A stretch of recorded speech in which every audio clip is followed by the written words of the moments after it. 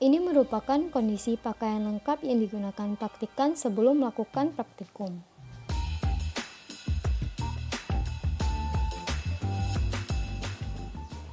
Praktikan harus menggunakan masker untuk menghindari terhirupnya gas beracun. Google Glass digunakan untuk menghindari adanya percikan larutan kimia atau panas saat bekerja di laboratorium. Selain itu, rambut juga harus dalam keadaan pendek ataupun diikat. Jas laboratorium harus digunakan dengan benar, yaitu tertutup seluruh kancingnya dan berlengan panjang. Perhatikan bahwa sarung tangan yang digunakan tidak robek ataupun berlubang. Jas laboratorium berfungsi untuk memproteksi tubuh dari kontak dengan bahan-bahan berbahaya yang ada di laboratorium.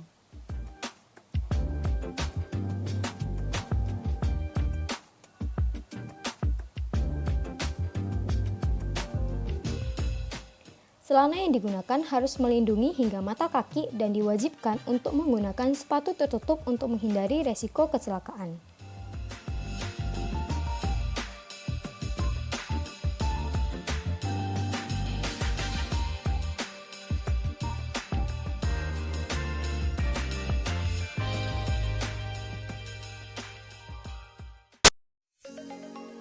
Alat yang diperlukan dalam percobaan ini adalah glass beaker, labu takar, conductivity meter, magnetic bar, hot plate stirrer, pipet ukur, pipet tetes, filler, buret, dan labu Erlenmeyer. Beberapa bahan yang diperlukan dalam percobaan ini adalah H2C2O4 0,01N, NaOH 0,01N, Aquades, indikator PP.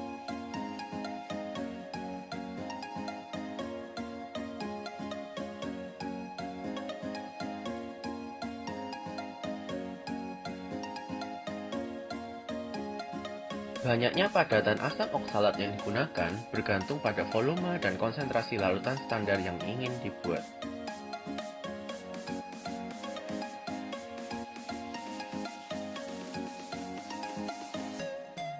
Setelah itu, dilakukan pengadukan agar padatan dapat larut di dalam pelarut.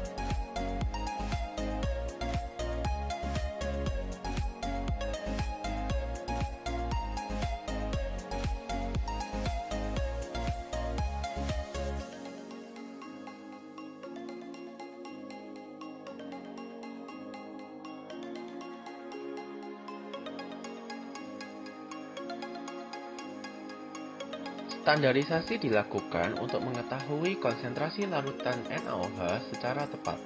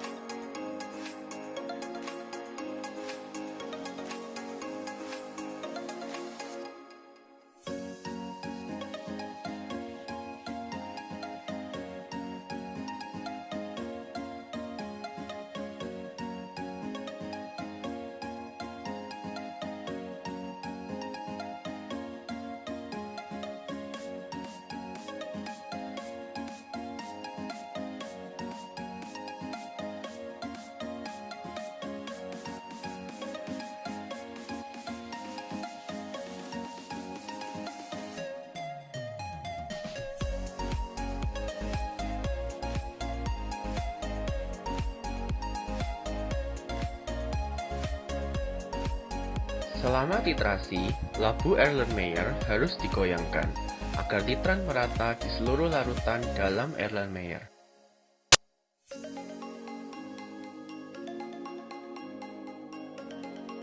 Warna merah muda mengindikasikan titik akhir titrasi.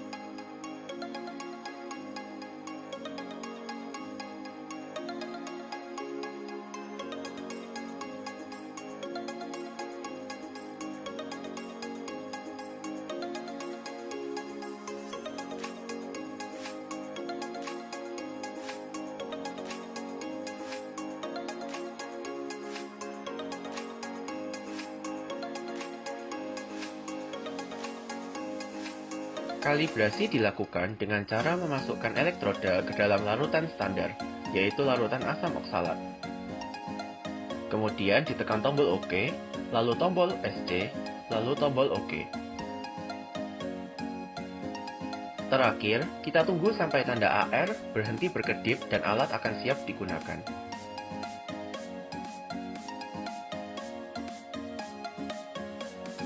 Hot plate stirrer perlu dinyalakan agar magnetic bar di dalam glass breaker dapat berputar. Tahap ini diawali dengan menambahkan 1 ml larutan standar NaOH ke dalam glass breaker. Setelah itu kita tutup valve buret dan tekan tombol OK. Lalu kita menunggu sampai tanda AR berhenti berkedip dan catat konduktivitas yang terukur.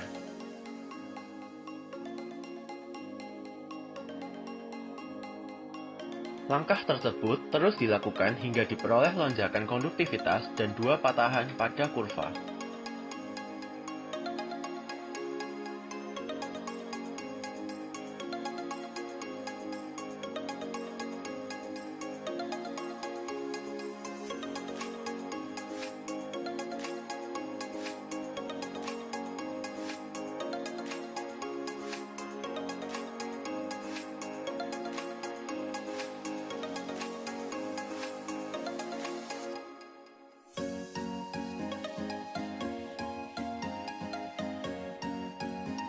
Titrasi dilanjutkan sampai 2 titik konduktivitas setelah terjadi lonjakan konduktivitas.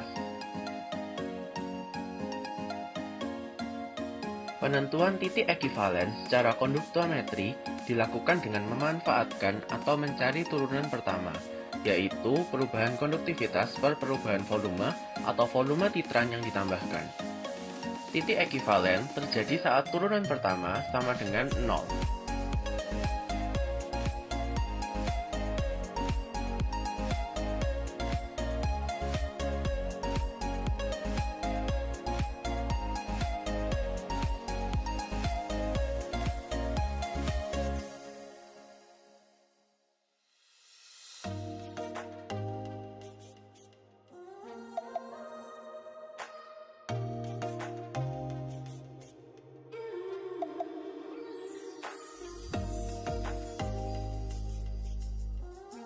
Prosedur ini dilakukan agar volume titran yang harus ditambahkan hingga mencapai titik ekivalen dapat ditentukan dengan akurat.